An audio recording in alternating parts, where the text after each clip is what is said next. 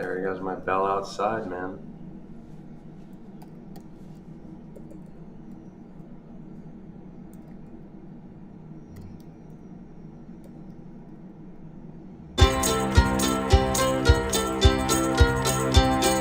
Welcome to this edition of Men Talking Mindfulness with your hosts John McCaskill and Will Schneider.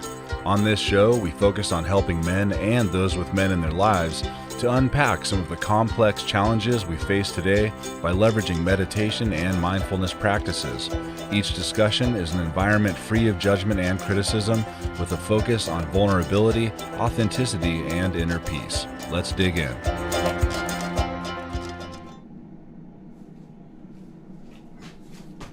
What's up, Will? Wow, what's up, John? Yeah, all right, we're back. Hello, everybody. What's up, we're man? We're trying new things here. Hey, we're just having some fun, right? We're always excited you guys are here. Hey, so in case you don't know where you are right now, welcome to Men Talking Mindfulness. We're excited and thankful for all of you tuning in. We're going to talk about narcissism and narcissists today, how to deal with them, how to recognize and even eliminate elements of narcissism within yourself. We all know people that are grandiose, have grandiose ideas about themselves, feel they are super special, so much so that they need to take all the attention in the room all the time, and will do anything to get it. Often these types of people will put others down so they can build themselves up. These people are called narcissists. Although this psychological disorder only affects about 1% of the population, when you come in contact with a narcissist, they affect the entire population in the room. You may encounter them at work, in your families, in your neighborhood. So John and I have decided to take this episode to break down what narcissistic personality is and how to effectively navigate your way through this challenging relationship or circumstances. As you may know, John and I are not therapists, nor do we pretend to be. By listening to this full episode, we hope that you walk away with the following. What is narcissistic personality disorder, NPD, and who it is not, the different types of NPD, their characteristics, what to do with the narcissist in your lives, and how to set the necessary boundaries with them. Personally, this episode is a little tricky for me. I know people that are like this, and they might actually be listening. Are you talking about me, Will? Yeah, That's a little messed up, man. Well, shit, John. I was going to call you out later for being a fucking narcissist, but I'm just kidding. But no, John. I don't think I could work with you, John, if you're a narcissist. It just would not work. As you know, and as I was doing this research in the show, as John just kind of mentioned, I was thinking I might be a narcissist too. So again, everybody, welcome to the show. And we'll define, I guess, why we're not narcissists later as we go through, John, which is maybe a narcissistic way of approaching the show, defending ourselves. But John, great to see you. Great to be back for another wonderful episode. Happy to be here. Thanks, Will. Same, brother. Excited to get in this conversation as always. Had some really powerful episodes lined up the past few episodes, and then we had the molecule of more lined up for today. If you see on our website, that has been rescheduled. We'll get that on the calendar here in the coming weeks. But we decided to do a solo show with just me and Will, and we're going to be covering that narcissistic behavior, everything that Will covered there. So we're excited to do that. That said, a couple of announcements. Our new merch store, we're going to be getting that up online here soon. It's going to be on our website. And what we've done in the past is we've opened up a merch store, taken orders, closed the merch store, and then sent the orders out. This merch store is going to be a standing merch store. It's out there, it stays open, and once you order the stuff, it's going to be delivered to you in a few days. So it's going to be a little different than what we've done in the past, and we're excited to get that up online. Also, we're going to start doing, excuse me, I got something in my mouth, jeez. Leftover breakfast. Come on, John. It's just gross. my little girl, my baby girl, instead of saying gross, she says ew, roast. So there you go, ew, roast. Anyway, hey, we're gonna start doing episodes where we answer your questions, and these questions, they're going to come to the show in the form of voice memos, and those voice memos will be played live right here on the show. So if you'd like to send us a voice memo to be played and answered on the show, simply text the letters MTM to 777, and you'll get the link to record that voice memo. And if you don't want to text, just visit sayhi.chat/MTM. That's sayhi.chat/MTM, and you'll get the same thing. You just simply record your memo right there. And we're super excited to have your guys' voices on the show. So send those voice memos in. We'll be happy to answer any questions that you may have. They can be about mindfulness. They can be about hydration. They can be about health, wellness. They can be about me and Will and our personal habits. Whatever you want to ask us, please send those voice memos in. We'd be happy to answer those on the air. And then lastly, play them on the air too. We're going to play them on the air. You're going to hear your voice. You're sound like an asshole on the air. Anyway, you know what I mean? So that's going to be kind of fun. And maybe we can actually, Jon, as we move through this, and we're developing continually here at Men Talking Mindfulness. We might even play that. We had ideas of playing them at the end of the show, maybe just one. Yeah. So we may have we'll play with it. Play with it. Jon, continue. Yeah. Yeah, so lastly, subscribe to our IG, our Instagram at Men Talking Mindfulness, and our YouTube, and make sure you hit that little bell to get notified of new content. We're putting out new content all the time. It's not just the weekly show. We're putting out new shorts. We're putting out stuff from us, but there's also other stuff that we find online that we want to share that either motivates or inspires you guys. There's lots of content that we're putting out. So subscribe, and the link is simply youtube.com/@Men Talking Mindfulness. So youtube.com/@Men Talking Mindfulness.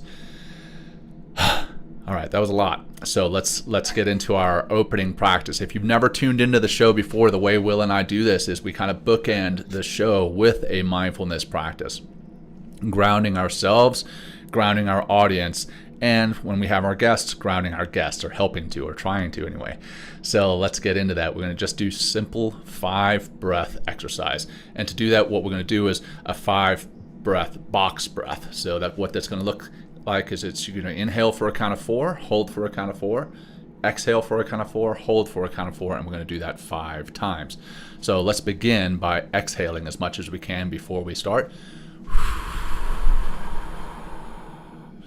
Nice deep breath in for 4. Hold for 4, 3, 2, 1. Exhale for 4, 3, 2, 1. Holding for 4, 3, 2, 1. That's 1. Inhale for 4. Hold for 4, 3, 2, 1. Exhale for 4, 3, 2, 1. Hold for 4, 3, 2, 1. That's 2. Inhale for 4. Hold for 4, 3, 2, 1. Exhale for 4, 3, 2, 1. Hold for 4, 3, 2, 1. Inhale for 4, 3, 1. Hold for 4, 3, 2, 1. Exhale for 4, 3, 2, 1. Hold for 4, 3, 2, 1. Last one. Inhale for 4. Hold for 4, 3, 2, 1. Exhale for 4, 3, 2, 1. And hold for 4, 3, 2, 1. And that is it. That is simple box breathing. You can do that just about anywhere, any place. I didn't even open it up for you, right? I just jump right in, and that's what you can do. You can just jump right into that box breath anywhere, anytime. You can do that while you're driving. You can do it behind your keyboard. It's safe, obviously keeping your eyes open. But that's the box breath, and that's got me grounded, and hopefully got you all as the audience grounded. So let's jump in. Let's jump into what the narcissist is. What is narcissism? How do you want to start this, Will? Let's go with the baseline. We've got to establish a baseline, right? Yeah. Like, what is narcissism? And we did quite a bit of research on this. A lot of it comes from Wiki, which we always go to as a consistent resource, because you can find so much other information in there as well. But we're going to talk about 4 different types. But let's talk about, there are 9 criteria right? But to be considered to have NPD, narcissistic personality disorder, you only need to express 5 of these. So here are the 9. The first one is a grandiose sense of self-importance. All right. Another one, preoccupation with fantasies of unlimited success, power, brilliance, beauty, and ideal love. Right. So preoccupation with it, with your fantasies of all those things: success, power, brilliance, beauty, and ideal love. Believing, right, that people with narcissistic personality disorder believe that they are special and unique and can only be understood by or should be associated with other special or high status people or institutions. Number 4, right, requiring excessive admiration. And Jon has a little reference here to the Little Prince. So. Yeah. If you've ever read the book or seen the movie The Little Prince, there's one character in it that specifically asks for adoration and admiration, and he puts on a specific hat and he says, "Doesn't it look good? Won't you please tell me how good it looks?" And that's what that specific trait of a narcissist looks like to me, or reminded me of. So I just wanted to make sure we took a little pause there. That's why I have that in the notes, the Little Prince notes.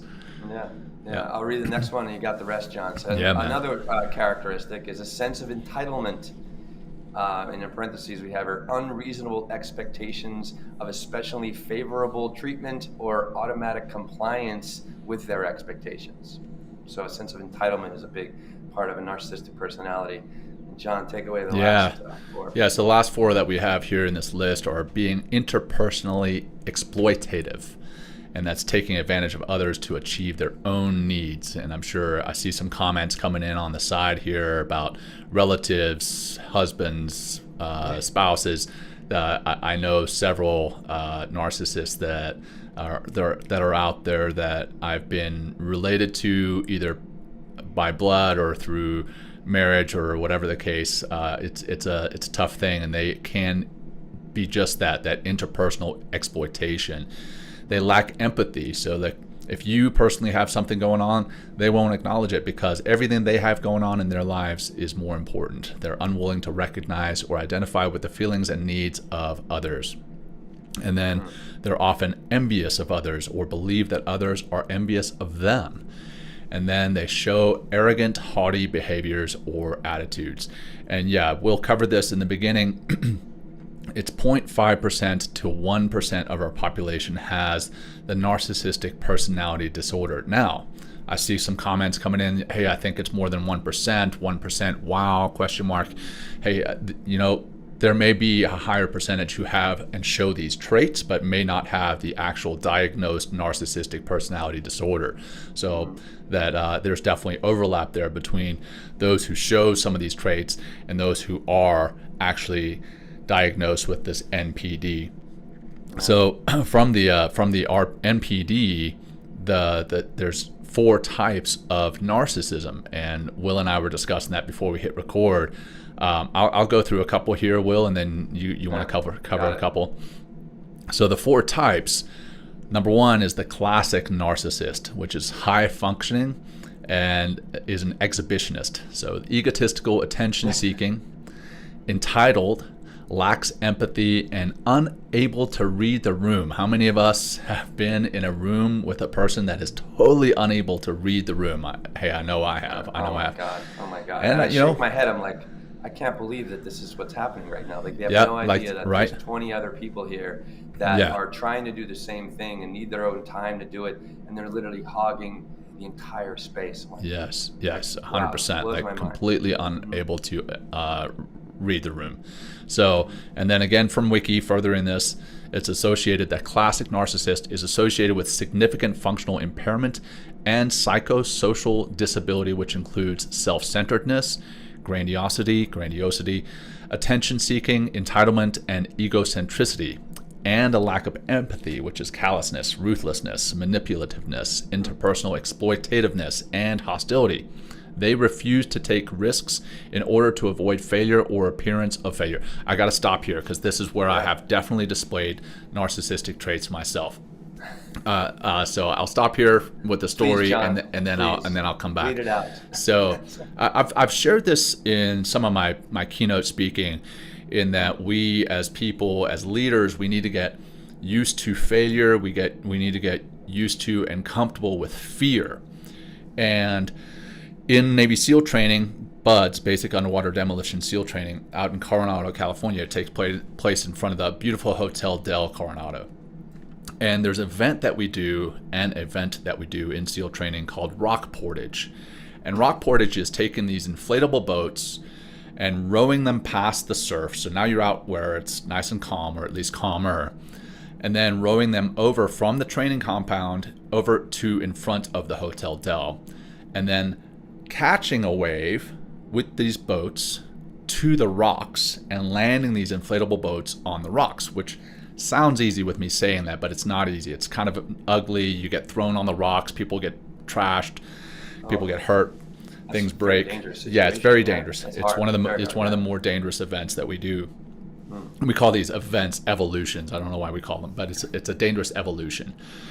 And in the daytime, it's kind of fun because you see what's happening, and then on the beach you can see that there's a whole lot of tourists lined up to watch the Navy SEALs doing this training, right? And so you want to impress them, and you're like, oh yeah, I got this, I'm so cool. And there's definitely the narcissistic side there, but that's not what I'm here to talk about. I'm here to talk about what happened later that night. So the same thing, fast forward 6-8 hours, whatever it is, now we're doing it in the middle of the night, and there's no tourists there to watch it. So you can't see the rocks very well. You can hear the waves crashing behind you, and you know it's dangerous, and it's quite honestly, it's a terrifying experience somewhat. It's also it's fun, but it's also terrifying. But I was more afraid of failure than I was afraid of being hurt, or afraid of the rocks, or afraid of the waves. I was more afraid of failure and looking bad. What would failure do for you in this circumstance, Jon? Just to what did that failure mean? You know what I mean? Does you fail? It means that you don't land your boat on the rocks perfectly. Failure is, in my eyes, at that point, in this specific instance, failure was imperfection. And I was afraid of that imperfection. So I waited. I have a whole boat crew. I'm a boat crew leader. I'm an officer in the training. I'm not a SEAL yet, but I'm an officer waiting to become a SEAL, or training to become a SEAL. And we look around, and there's all these other boats, and they're taking these waves, and they're imperfect waves. They're like kind of choppy. It doesn't look right. And I'm like, oh yeah, we're waiting. And the guys in my boat crew are like, hey sir, are we going? I'm like, not yet. We're waiting for the perfect wave. And finally, the perfect wave comes, and we catch this perfect wave in, and we land perfectly, and we do everything perfectly. And I'm like, in my mind, I'm like, hell yeah, we nailed that. And then from behind the rocks, I hear the instructors yell, Mr. McCaskill, where the hell have you and your boat crew been? And I came back, and I was like, Instructor so-and-so, we were waiting for the perfect wave. And that was the wrong answer. They're like, oh, you think things are going to be perfect on the battlefield? You think things in wartime are perfect? Which, of course, they're not. So I had to pay the price. Like, I had to do push-ups and sit-ups and get muddy and all this stuff. But guess who was right next to me doing that? My men who were on my boat. They were paying the price for my fear of imperfection. So why I'm telling this story right here is that it ties directly into I refused to take a risk in order to avoid failure or the appearance of failure. I didn't want to appear bad. I didn't want to appear imperfect. So I was totally being narcissistic, and that's a lesson that I learned and carried with me for the rest of my naval career, and hopefully applied it through the rest of my naval career. I have to, if anyone that worked for me or with me is listening, and you have a different opinion, let me know. Well, I work with you, Jon, and like look at the way we started the show today. Like, right? Yeah, imperfect, right? Having some fun all the time. Yeah, I think you, if you tuned in early enough, you may have even heard me and Will say, "Hey, we're going to walk in," in the background. Anyway, so that's the classic narcissist, right? The last point on that classic narcissist is the psychological inability to tolerate disagreement, contradiction, and criticism. It makes it difficult for persons with NPD to work cooperatively or to maintain long-term professional relationships with superiors and colleagues. All right, so that is the classic narcissist. The next type is the malignant narcissist. That's all the classic qualities, and they seek to hurt people. The pursuit of power and control. They are mean. They weaponize circumstances for selfish gains. They wreck people's lives. So they are truly active narcissists. They want to make everybody else worse so that they can feel better. That's the malignant narcissist. And then we've got two more, and I'll let Will cover those next two. Yeah, we have, and this reminds me, it's Buster. Buster, I'm thinking of like Arrested Development. It's just a bunch of narcissistic personalities. I love Arrested Development, man. This is Buster. If you remember Arrested Development, remember Buster. Buster plays the victim, right? I mean, so this is a fragile, covert narcissism. Narcissist is what this category is called, or what this third type of narcissism is. So again, fragile and covert narcissist plays the victim along with expressing all the classic narcissistic personality qualities. This type is defined by the feelings of shame, envy, resentment, and inferiority, which is occasionally masked by arrogance. There's also a sense of entitlement, a belief that one is misunderstood or underappreciated, and excessive reactivity to slights or criticism. Constantly, again, play the victim. And, so I have a quote here. They feel they are so special. How can anyone do this to them, right? They try to control from the top down, right, and inside out, right? Instead of manipulating you in the environment, they try to manipulate you from the inside out. So that is what a fragile or covert narcissist is. And they really just play with your feelings because they're so, wrapped up in their own emotions, and they want everyone to feel exactly the way they are. So they manipulate you and your feelings in order Would to... that be, yeah. What's it called? Is it gaslighting?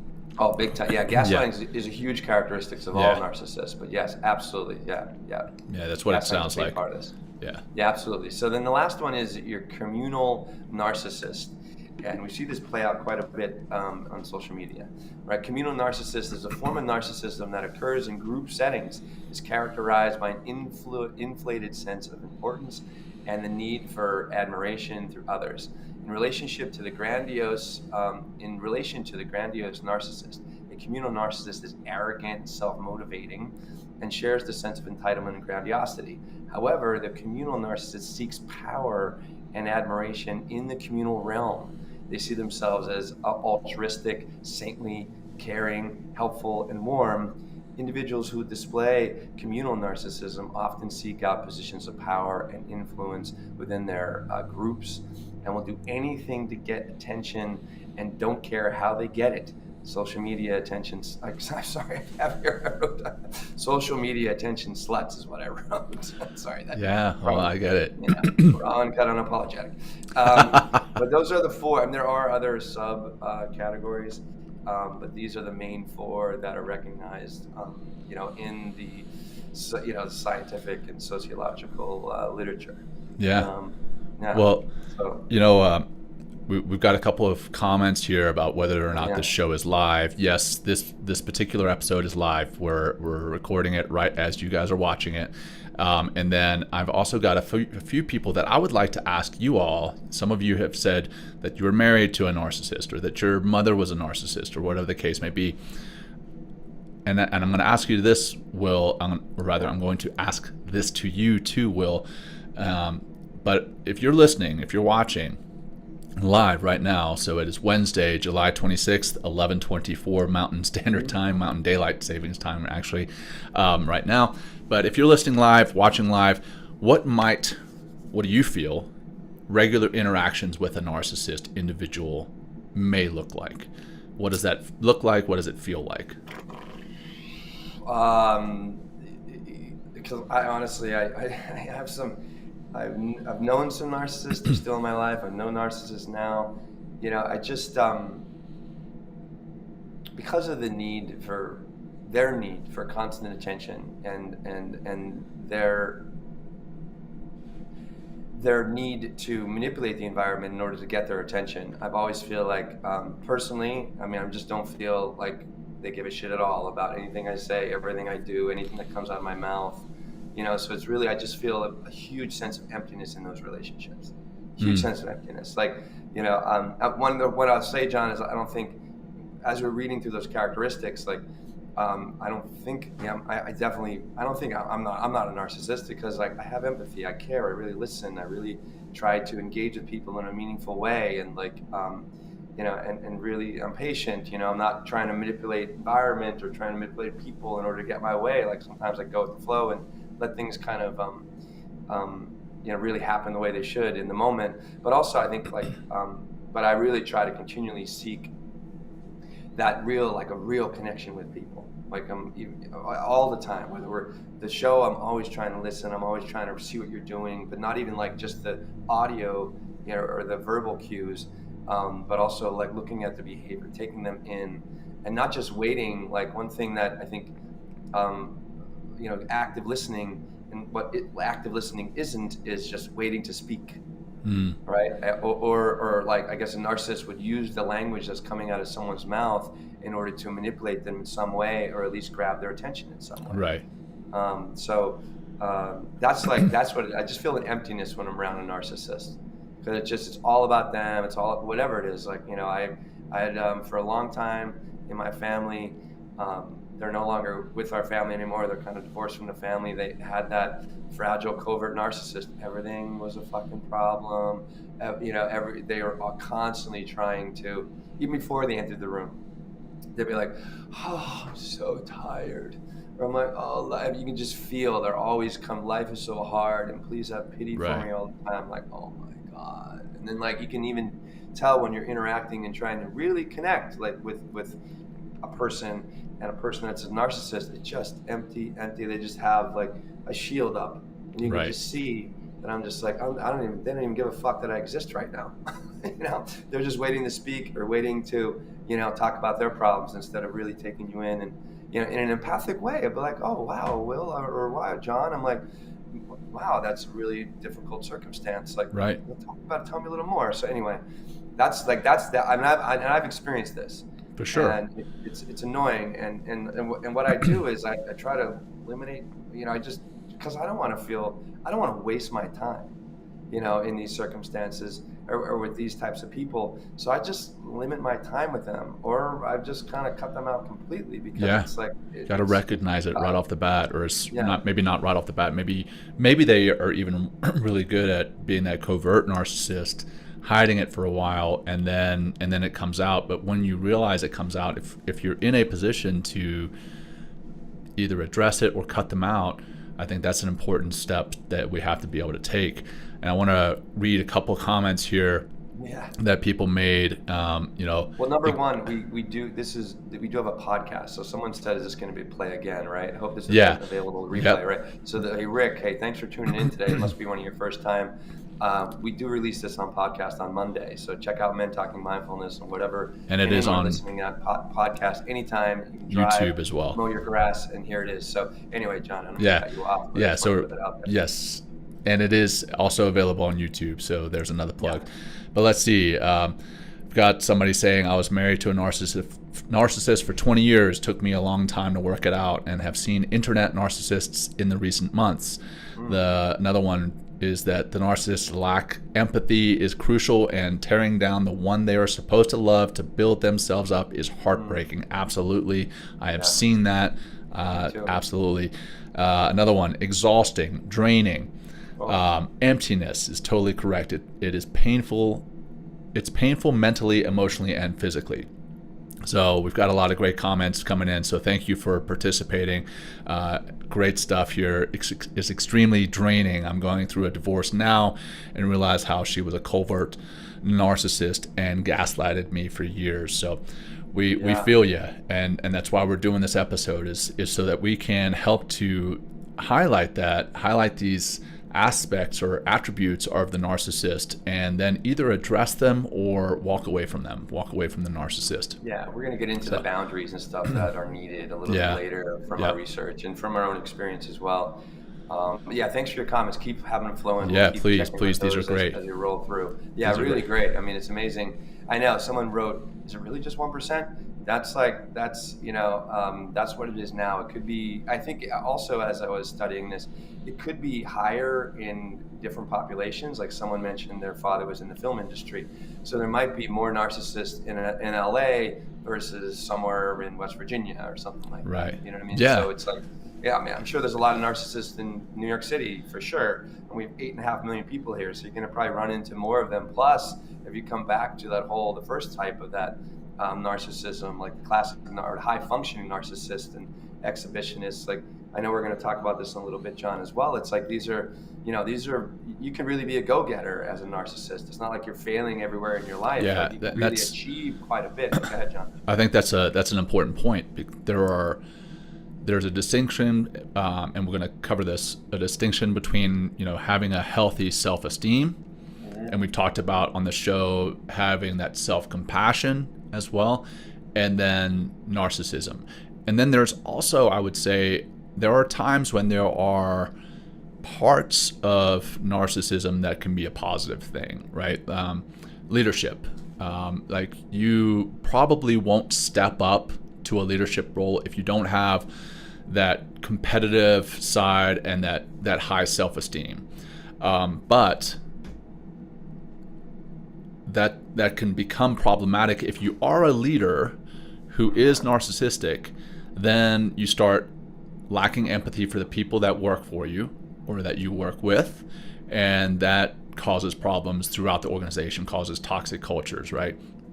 So we have to be aware of that. Now, how do the healthy self-esteem and that self-compassion that we talked about earlier this season, or rather last season, how do they differ from from narcissism? Well, again, that healthy self-esteem, that's about respecting yourself. And quite frankly, somebody with a healthy self-esteem not only respects themselves, but also respects those around them. Whereas the narcissist, they feel that they need that constant feedback. Hey, I am either actively getting that constant feedback, or I'm going to start breaking everybody else down around me actively so that I can feel better without being lifted up. I'm just going to knock everybody else down around me. So that always, or rather often, comes at the expense of others. Yeah, and I think that's the difference. Right? Egocentric. Need to grab 100%. Attention. And it's funny, John, you talked about leadership and versus, but we had a couple episodes, boss versus leader, and I have it here on my desktop, the qualities between a boss versus a leader. And the boss is definitely more of that narcissistic personality. Not saying they are, but just listen to the qualities we've already talked about as what a narcissistic personality person is, and listen to the qualities of a boss. And then I'm going to cross over into what a leader is, right? So a boss, and think of like in terms of narcissism as well, a boss is an individual who is in charge of the employees or an organization. Okay, so in charge, right? And their characteristic, they drive employees, they depend on authority, they inspires fear, they say I, all about me, right? Places blame for breakdowns, right? That's definitely, because again, it's like they're perfect, so everyone else is the problem, right? And not me, right? Knows how it is done, right? So again, no ability to like beginner's mindset, no humility, no like, wait, you know what? You're the expert here, John. I should really listen to you. So even as the authority figure here or the boss here, let me just listen because you have 15 years of experience or whatever we're talking about, and I have almost none, right? So you should really listen and be humble, and instead of like, oh, I know. They use people, they take credit, they commands, and they say go. Whereas a leader, right? And this is, this is an effective way to lead, right? And go back and listen to that boss versus first or second season or something like that. Really great, early on. Quality stuff there, right? So a leader is an individual who possesses the ability to influence and inspire others towards accomplishment of goals. And their characteristics are, and compare this or think of this, compared to narcissistic personalities, they coach employees. They depend on goodwill. They generate enthusiasm. They say we, fixes the breakdown. So therefore they need to take responsibility for breakdowns. They show how it's done. They develop people. They give credit. They ask, right, instead of commanding. And they say, let's go together. So, so hopefully that just kind of creates a little bit more of a distinction between, narcissistic personality bosses, if you will, versus like good quality leaders that really care about you and not just trying to use you to bolster them up. And you mentioned self-esteem, John, and one thing that when self-esteem can get really toxic is, and I've been learning this in the coursework I've been doing with Stanford, is they're always like with really toxic self-esteem, they call it leveling. So you're always leveling and positioning yourself against other people, and therefore using other people or pushing other people down so you can build yourself back up. And that's another classic quality of narcissism as well. So I just want to mention that. And it's not like in healthy self-esteem, you're not doing, you're not comparing yourself to others all the time, but there is a sense of, we have like the self that we're really trying to continually get to as we discuss so many of these different topics on Men Talking Mindfulness, is the capital S self. And the capital S self, it part of those 8 C's of the self, 2 of them, we talked this last week with Dr. Frank, which is such an inspiring episode, are confidence and courage, right? That's part of us. So, we need to develop those skills, or that's not even develop. We need to bring forth those skills that are already inside of us. And that's just going to help us to rise into a natural and a healthy self-esteem. Yeah, 100%, man. And more great comments coming in. So this is an episode that's very interactive. So I definitely appreciate it. We got a comment or a question here: are narcissists born or are they made? And I think I don't know this for sure. Again, Will and I are not clinicians, but for my belief and my opinion is that narcissists are made. They are made through negative reinforcement or positive reinforcement in the family, in social circles, in culture, in school, and I think the probably that 1%. I wonder if that is taking into account the world since social media. Granted, it's been 20 years or so since social media has been out. But I wonder what it was prior to social media versus what it is now. I think social media definitely plays into narcissism, like you talked about, Will, the social media sluts, or I think that's what you called them. That's pretty harsh, but some hard language, some hard words around ideas, John, so it sticks. That one stuck in my mind, man. That's why I do it, and I hate to be so crass sometimes, but you get the point. So those social media people who are constantly seeking the likes, the shares, the comments, the interactions.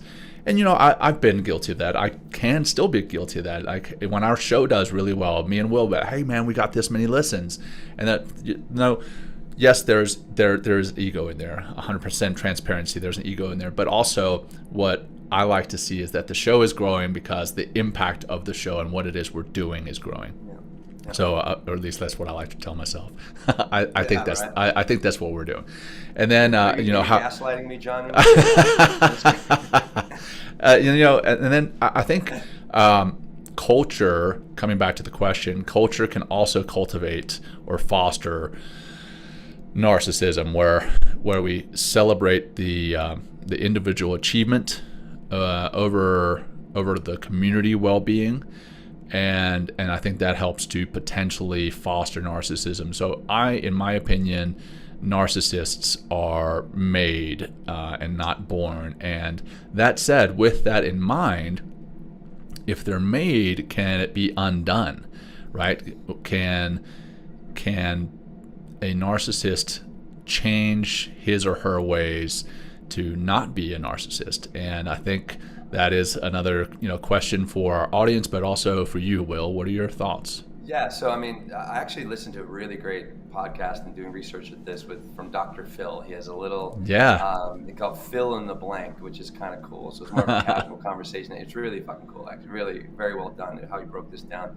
And and he's a professional in this space. And narcissism comes from the environment. It's not like a genetic thing. Or I guess it can be because of I mean, we talked to Dr. Frank last week, Dr. Frank Anderson, about like transgenerational trauma. So if Right. you potentially have a father or a mother that's a narcissist, and they carry that in their DNA, and the DNA is passed, from one person to the next, right? So you can have that energy, but a lot of it comes from the environment, is what I've learned. So if you have a rough upbringing, or you're isolated or left alone, or you develop these ways of behaving in order to kind of soothe yourself in some way, and it becomes a coping mechanism.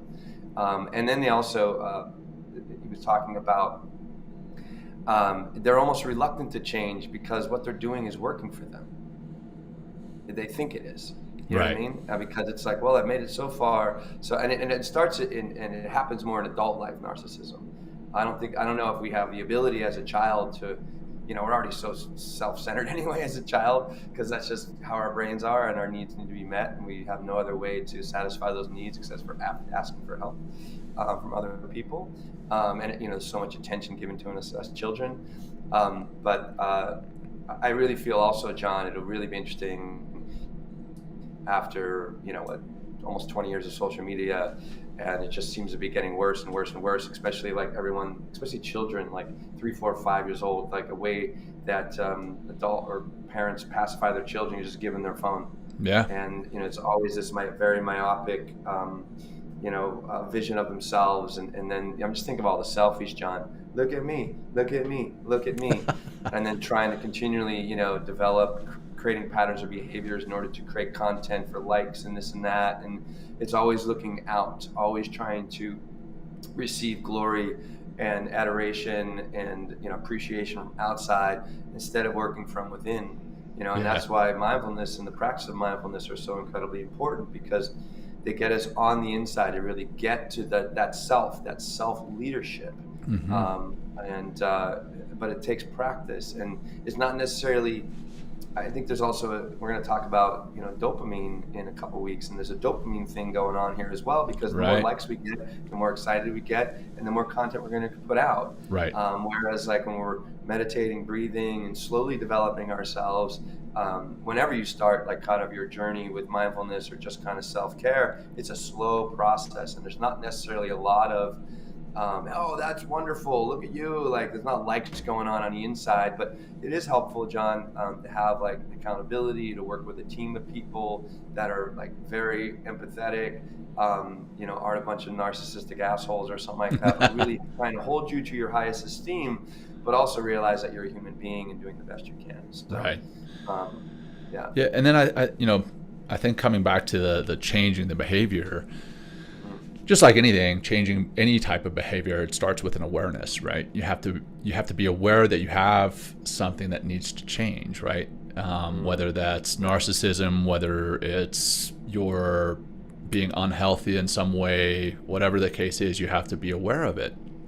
And then over and above being aware of it, like you said before, Will, a lot of narcissists see, hey, you know what? This has worked for me in my whole life. Why do I want to change? I've been successful. I've gotten this. I've gotten that. Why do I want to change? So there has to be an awareness, and then over and above that awareness, you have to have the desire to change.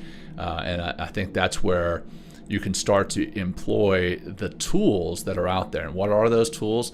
Well, here we are, Men Talking Mindfulness. I think one of them is mindfulness. That helps you to be aware. So maybe it doesn't start with the awareness. Maybe it actually starts with the mindfulness, and the mindfulness allows you to become aware. So maybe that, I don't know, maybe it's the chicken and the egg game, right? Which one comes first, the mindfulness or the awareness? And so mindfulness can be a tool for that.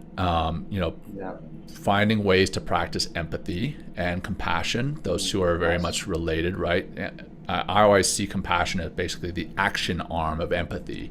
Like you're wanting to do something about about someone else's challenges or pain or whatever their feelings are. You're wanting to reach out and lend a helping hand is that action arm of the empathy.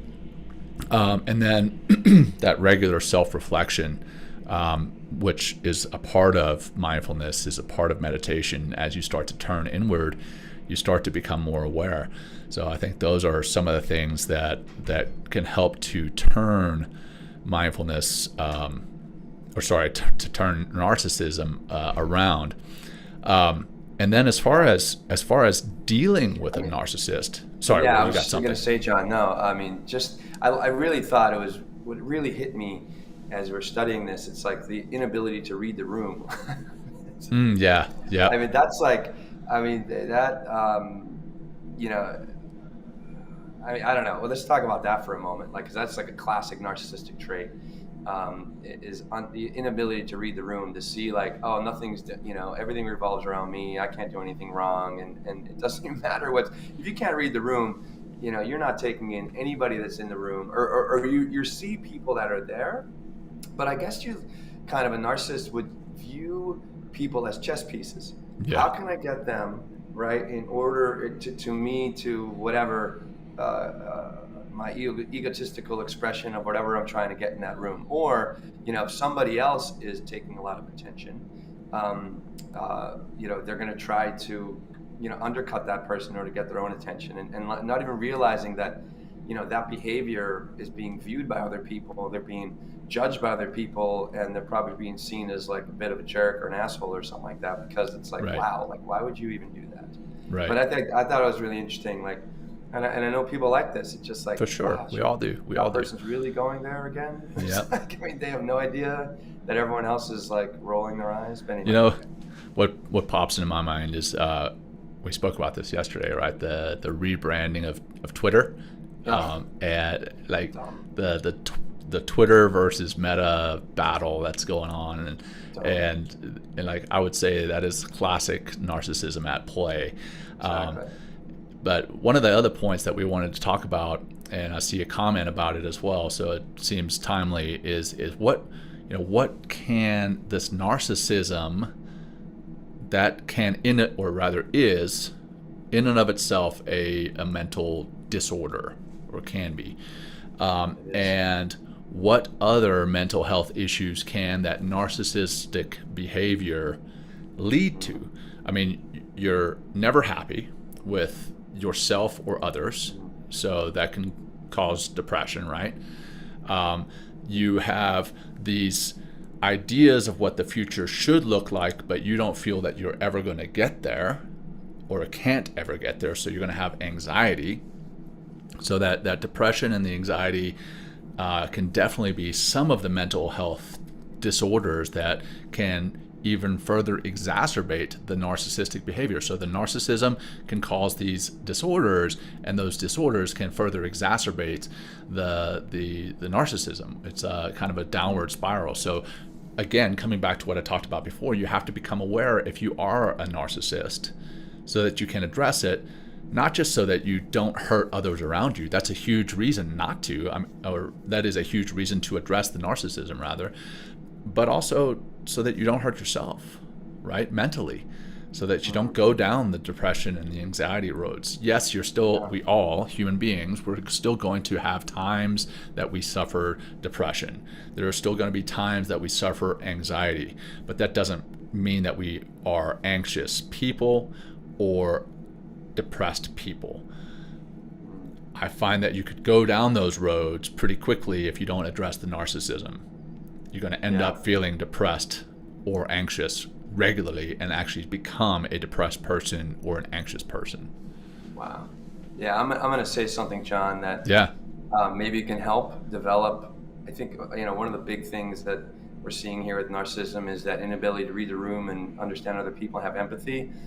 And maybe check with your doctor, do your own research, but seriously, maybe like an MDMA assisted therapy session could really be helpful, because that brings right into the love, right into the empathy, right into the compassion of humanity that's within all of us. So maybe that's one way to kind of begin to see your and give you ability to reflect on how you've been. If you're feeling like you're a narcissist or something like that, and what we're saying, you want to change, like, maybe it's tough to do it on your own with just regular talk therapy. Like maybe, a psychedelic experience could be very helpful in this regard. And I'm not saying you should do it, and like, just disclaimer on up front on that. But I mean, I could imagine that from my own experience with that kind of medicine, it's wow, like it's pretty incredible where it can take you and what it can open for you is the big thing. And then integrating that awareness and taking steps and continually working in order to develop more of that empathy and that connection to other people in a deep and meaningful way. So we've talked a lot about the narcissists themselves. What about those in a relationship with a narcissist? A lot of the comments are about that. I've been in a relationship with a narcissist. How can one get out of that narcissistic relationship, and then how do you heal? How do you recover from being in that narcissistic relationship? Let's talk about that a little bit. Any ideas? Any opinions? Thoughts? Well, I mean, just from the research that I've done, and I mentioned also, it's like so hard. You just feel so empty when you're with a narcissist. It's like nobody else exists. And it's like I got to put up with this behavior. Why did I put myself in this situation? Through my research, it says establish boundaries. Yeah. Really key. Like really establish solid boundaries. So maybe that could be, a particular, only going to stay here for an hour, or only going to talk to them for a certain amount of time, or not going to try to put myself in a situation where they're trying to grab my attention or anybody else's.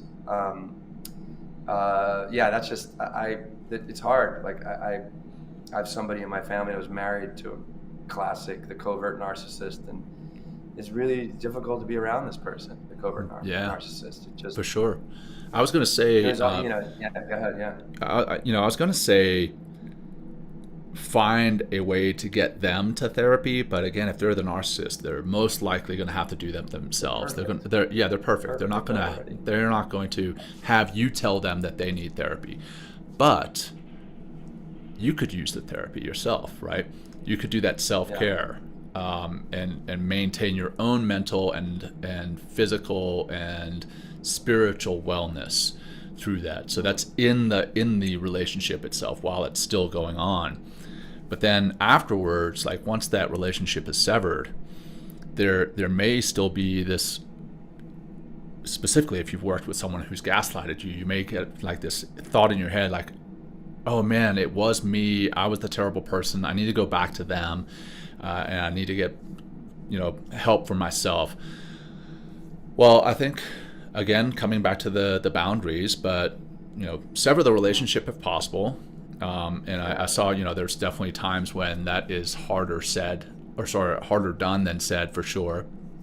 But you have to recover from that through that self-care, healthcare, mental health, all the things that we've talked about on the show, taking care of yourself, going out and seeking support from your friends, your family, and have them support you and show you that you are in fact not the cause of what it is you're feeling. I think that's important.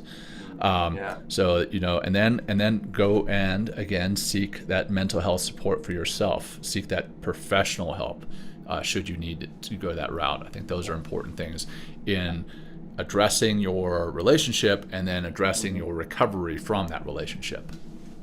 I have, good deal on the recovery. I mean, because it could be, if you've been really gaslighted for a very, very, very long time, I mean, it's got to be difficult to recover from, like, what reality am I really in? Mm-hmm. For sure. I mean, so maybe seeking some help or, just putting yourself around good people, and having a good supportive group of people around you that really see you for who you are and understand where you want to go and are going to help you to do that. Another thing I have here as far as dealing with in relationship is don't let them have the power. That's key. Like, don't let them have the power, and that could also mean like don't let them take your attention. Don't when I see a narcissist, I just ignore them. Like, it's just like, I don't like, when they try to grab my attention by doing or saying something ridiculous or whatever, I just don't give them any, of my power or any of my attention. Right. Just, act like what they did or what they said was just kind of in the past so quickly. And then don't let them make you feel bad about yourself. Right. Or bad about who you are. Like, that's the one way of manipulating. And the last thing I have here, as far as don't take the bait, or don't be the bait. So, don't take the bait, so that maybe it's attention grabbing, or or they're saying something, they're gaslighting you in some way, and and you're trying to defend yourself or say that's not true or whatever. Don't be the bait in some way. So just something. And then again, at gaslighting, because they just don't. Maybe also, John, what I have here, when you do confront a narcissist, or or you're dealing with some sort of narcissist, or kind of calling them on their shit, whatever, with narcissism, the way they come back is, I didn't say that. Right. That's one thing. Another one is, that's not a big deal. Yeah. Yep. That's all the gaslighting, man. Yeah, right. Yep. And then another one is, they're always making it about you and never taking responsibility for anything they're doing. Right. So a couple more here is why are you being so sensitive? Right. I'm sure our audience has probably heard of some of these before. And another one here is, what's wrong with you? Right. Yeah. Right. So all the positive things are about me, all the negative things are about you, right? Yeah. They take all the accolades and none of the blame, is what I've seen. And coming back to the dealing with a relationship and then recovering from those relationships, got some great comments here. One is, it's best not to deal with them if possible, right? So but if it's already too late and you're in a relationship with them, we've talked about ways to deal with that, manage that. But then once you're aware of that trait, those personality traits, because you may be an empath already, you may get sucked into another narcissistic relationship. So you have to become aware of those traits and then try not to go into those relationships again in the future, right? So they said, learn how you let someone like this into your life in the first place. So there you go. Learn that, and then try not to let that type of person, that type of personality back into your life ever again, because it does suck your energy. It sucks your life away. It sucks away your time and energy, and those are finite resources that none of us ever get back. So there you go. Wow. This is got so many wonderful comments here. Yeah. Well, I thought this would be good. This is one of our boys, Samuel Vocek. He said, "Did you encounter many narcissists in the SEAL teams, John? Yeah. And then how about me in the yoga world?" So I'll let you go first, John, if you like. Well, yeah.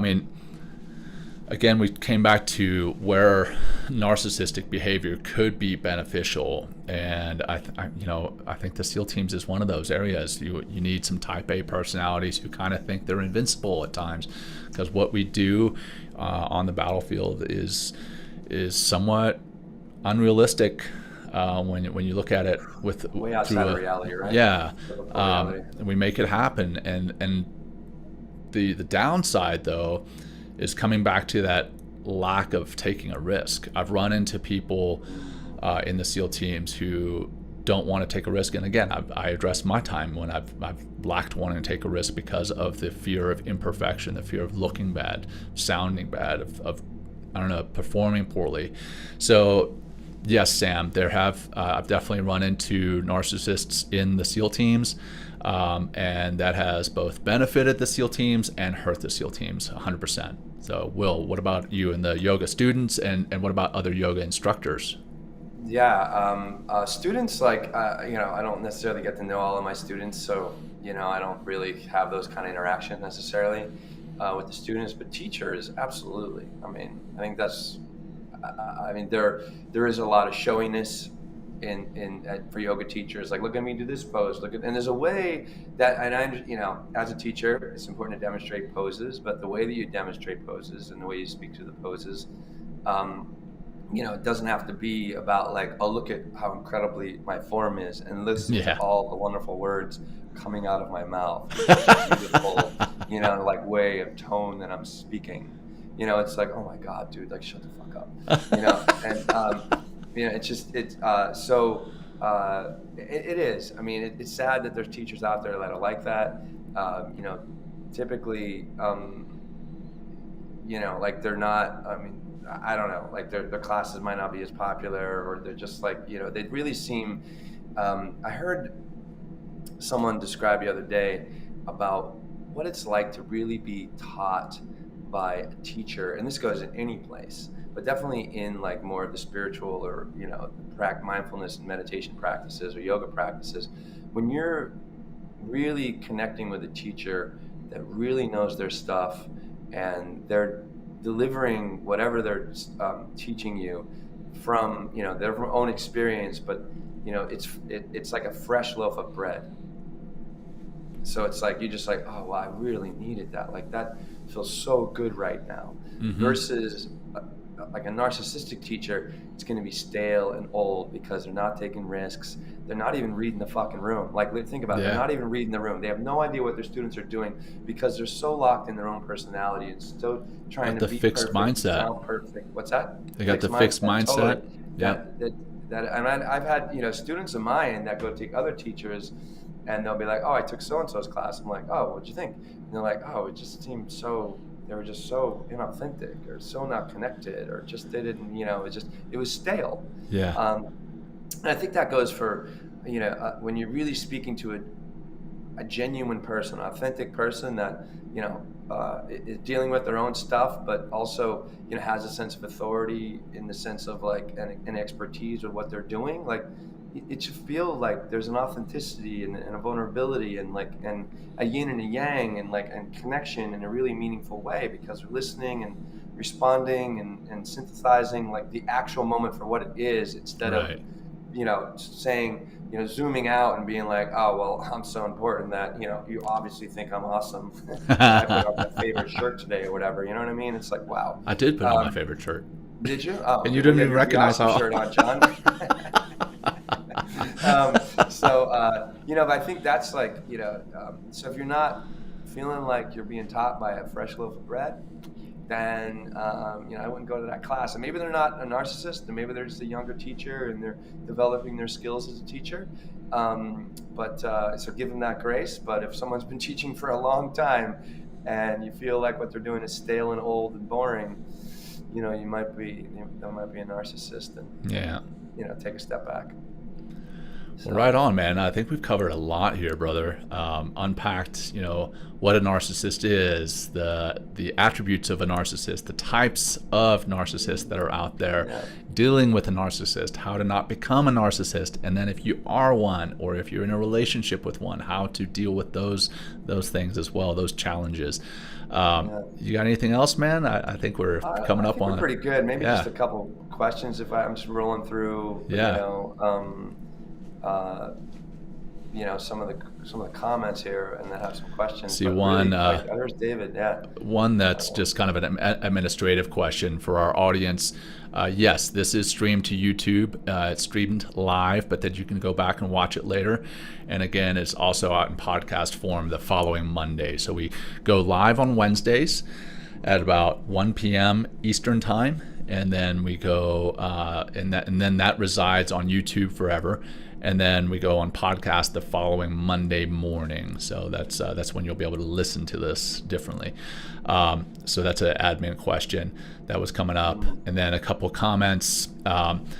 Getting out, change can be difficult if you grew up in that environment. The chaos is comfortable. The chaos is comfortable. And you don't always self-recognize you are stuck in a loop or getting into the same types of relationships. Great point there. All right.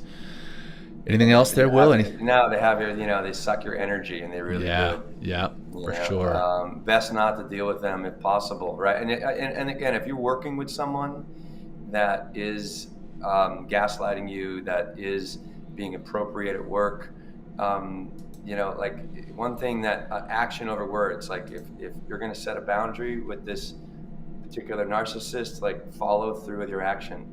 Or something like, hey, if you're going to do that again, I'm going to go to HR and I'm going to take care of this problem and I'm going to report you, right? And if you don't, then you've given them so much power.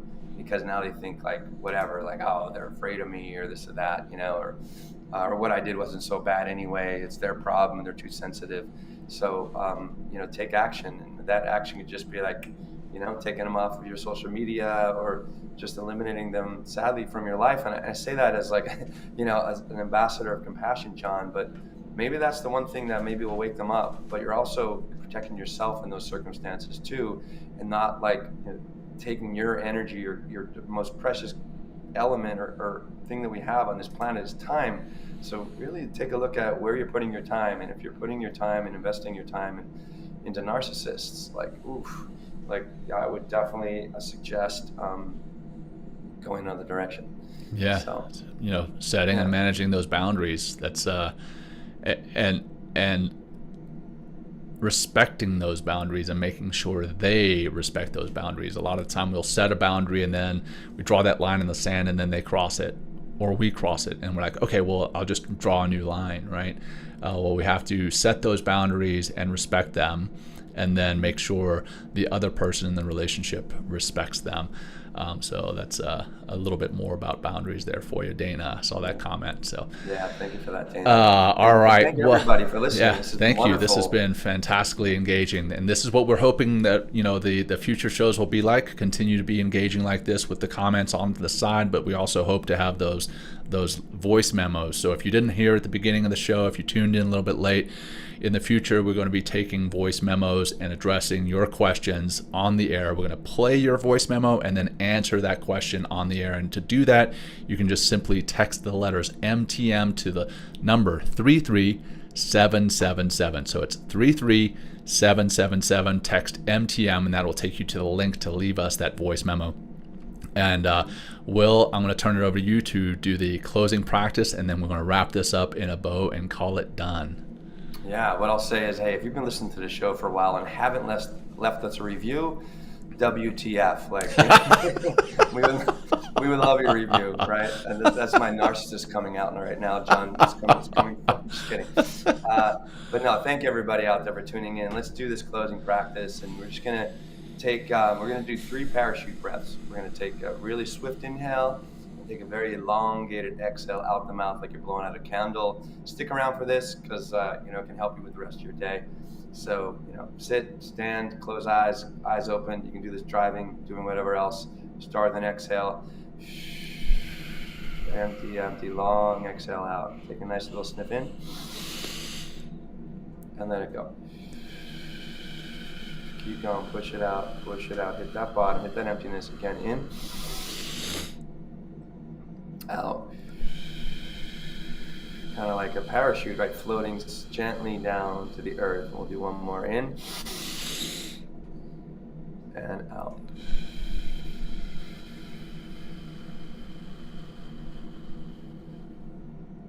Awesome, guys. Thanks for showing up. And if you want to do more of that breathing and meditation, I'm going to plug my Wednesday evening class, John. So 5 o'clock, the midweek refresh set, Wednesday today. It's free or donation based on Insight Timer. It's on willnotfear.com, and I should probably put it on our website, John. But yeah, for sure. Hit me up if you want. And we're also on social media, Men Talking Mindfulness. I posted there. But join. It's 30 minutes breath and meditation, and great way to enhance your practice, whether you've been practicing for years or you're new to this work. And it's free, so no reason not to drop in. So thank you, everybody, for listening. Thank you, John, for this wonderful episode. Thank you for all these people that have put together all this Wikipedia, information and stuff like that. And again, really appreciate all you being here. And John, last word. Yeah, for sure. Well, a couple of things that, we're, again, just last plug for the merch store that's going to be coming out here, and that's on our website. So Will mentioned we're on social media, but if you just go to our website, mentalkingmindfulness.com, that merch store is going to be up there soon. And a team email is on there too. Like if you want to email me and Will at the same time, and that'll also go to our production manager, David. It's just team, TEAM, at mentalkingmindfulness.com. If if you have any questions that you wanted to email us that you don't necessarily want aired on the show, please send those to us. Or if you have any recommendations for topics or guests, please send those to us via that email too. It's team@mentalkingmindfulness.com.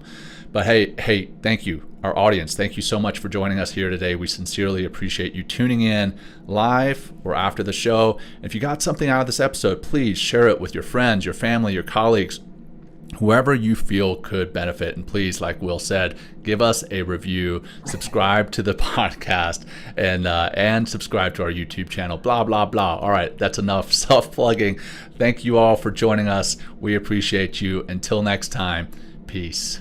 Peace, everybody. Thank you for listening. Thank you for joining us today. We hope you walk away with some new tools and insights to guide you on your life journey. New episodes are being published every week, so please join us again for some meaningful discussion. For more information, please check out mentalkingmindfulness.com.